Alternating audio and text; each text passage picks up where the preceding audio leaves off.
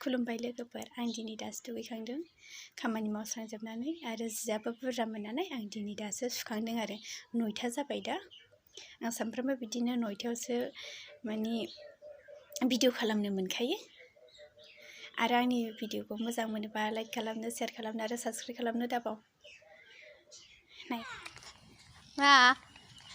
आंना फिसाया नै बोरमा खानो फैनायावसो गाखोफैबाय जारलासो जागोन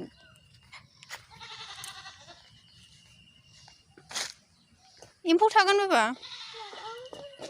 एम्फौ थागोन एम्फौ अबाव थ'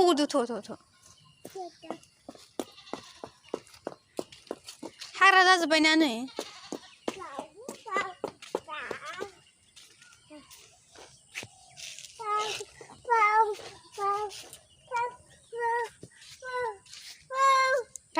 गाखोजाया नै लेथ्राखौ नुवाखै नों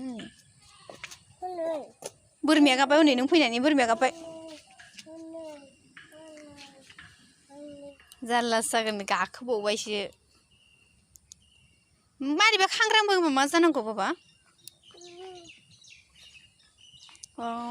देन्जार जाबायना नोंबो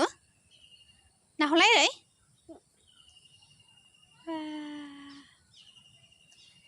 होमबालाय बोरमा खानानै थांसै थादो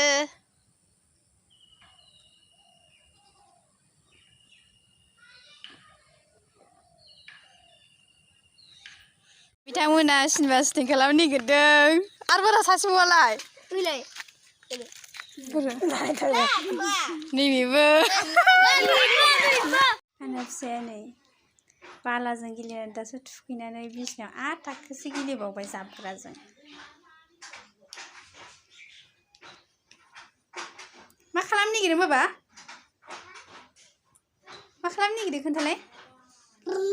बुम बाबारे नों बुम खालामनो रोंहांबाय आयो जाबनो रोंदों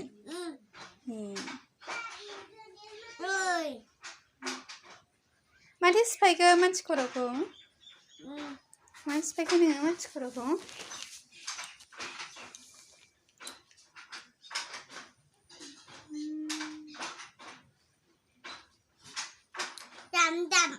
दामनो दायो दामगोन